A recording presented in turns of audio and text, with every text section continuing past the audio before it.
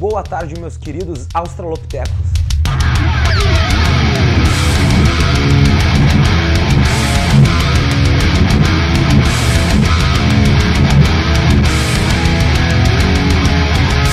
E aí, pessoal, se tem uma coisa que essa pandemia mostrou, foi o grande impacto que os vírus têm na nossa vida.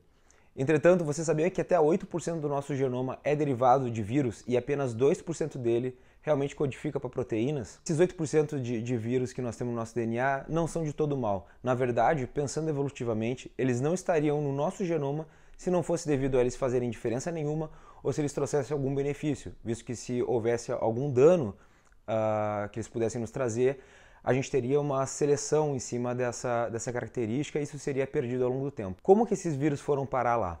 Bem, o que acontece é que a gente tem que primeiro entender como que um vírus pode se integrar a algum genoma. Existem dois ciclos que um vírus pode passar dentro de uma célula. São o ciclo lítico e o ciclo lisogênico. No ciclo lítico, o vírus acaba entrando na célula, tendo o seu material de RNA sendo replicado pela maquinaria celular da célula hospedeira, que então, a partir da sua grande produção, a célula acaba por romper e isso, enfim, tem a morte da célula.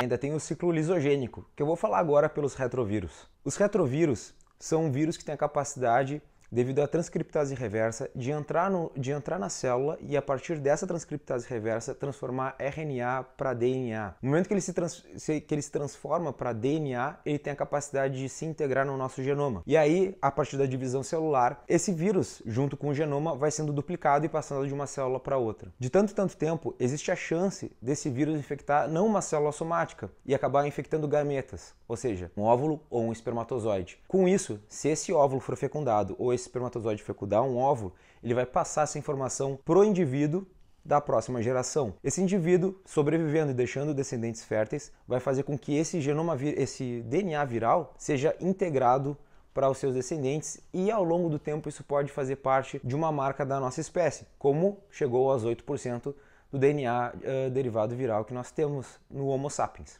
Os vírus não são de todo mal. Existem vários vírus, retrovírus endógenos no genoma. Genomas de origem viral são chamados de ERVs, ou Endogenous Retrovirus. Em 2016, um grupo de pesquisadores descobriu que vários DNAs de origem virais se encontravam em muitos genomas de diversos mamíferos. Esses mamíferos apresentavam sequências de DNA viral muito similares, mesmo quando espécies que estavam filogeneticamente muito distantes. Como se a gente pegasse o humano e o aardvark, que é um bichinho curioso que eu vou botar uma fotinha aqui do lado. Através de uma tecnologia conhecida como relógio molecular, eles conseguiram pegar essas sequências de DNA de origem viral e fizeram uma datação para saber quando que elas teriam ocorrido. Através dessa análise, eles descobriram que as primeiras inserções desse DNA viral teriam ocorrido por volta de 33 milhões de anos atrás.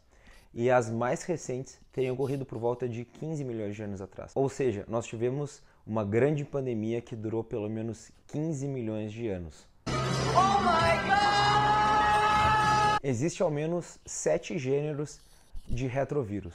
O alfa, o beta, o gama, o delta, o epsilon, o lente e os espumavírus. Talvez os mais conhecidos são aqueles da família do gênero que infectam humanos. Talvez os dois exemplos mais conhecidos sejam o HIV e o vírus linfotrófico de células T humana. Bem, alguns vírus que, quando foram inseridos no nosso genoma, trouxeram funções interessantíssimas. Estou dizendo que a vida encontra um meio.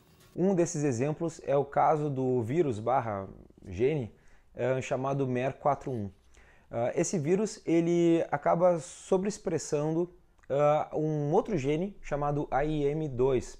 O AIM2 ele é responsável por, na presença de um interferon, desencadear um processo de cascata que ativa as interleucinas 1-beta e 18, que são essenciais para segurar a replicação viral. Talvez o exemplo mais legais de todos e também o mais conhecido é o caso da sincitina. A sincitina é uma proteína de origem viral que ela é essencial para a formação de placenta. O caso da sincitina é tão interessante que nós encontramos a origem dela em ao menos 7 eventos independentes, sendo a maioria deles em mamíferos placentários. A sincitina ela é responsável pela capacidade de fusão das células.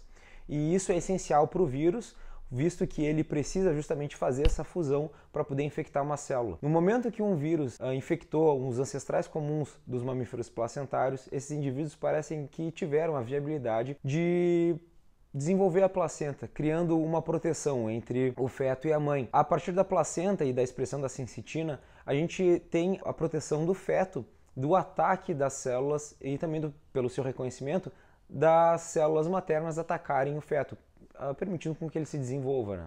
Para vocês terem um exemplo da importância e talvez de que isso seja realmente um evento fantástico, formidável na evolução do Zeutéria, seja o caso do lagarto mubuia, que curiosamente é um lagartinho que também tem a sensitina e vejam só, é um lagarto que possui placenta. Algumas sequências de vírus são tão recentes no nosso genoma que elas estão praticamente íntegras, o que permitiu, acreditem vocês ou não, que em 2006 um grupo de pesquisadores franceses conseguissem trazer à vida um vírus que se encontrava adormecido no nosso genoma, conhecido como HER-VK.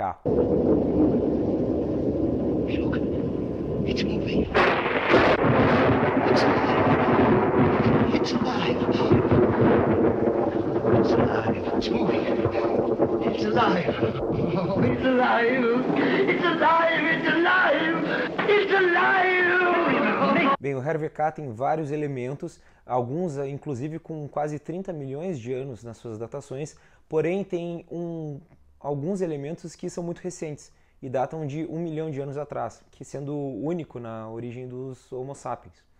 Essa sequência permitiu com que esses pesquisadores franceses pudessem, pegando esse elemento de 1 milhão de anos e alguns outros elementos, criar um híbrido que eles chamaram de fênix, que seria o mais próximo desse vírus que teria infectado e que fizesse parte da família do HER-VK. A partir disso, eles fizeram esse experimento e isso permitiu com que eles conseguissem compreender quais seriam os possíveis danos na nossa espécie caso algum evento exógeno pudesse trazer à vida esse vírus, visto que esse vírus ele é expresso somente durante a embriogênese e depois na fase adulta ele é metilado, o que faz com que ele não seja mais expresso.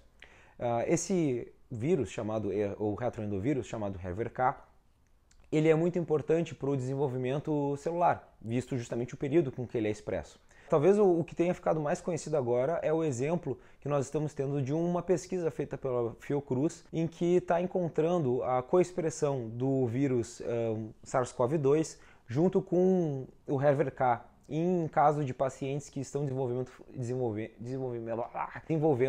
formas graves do Covid.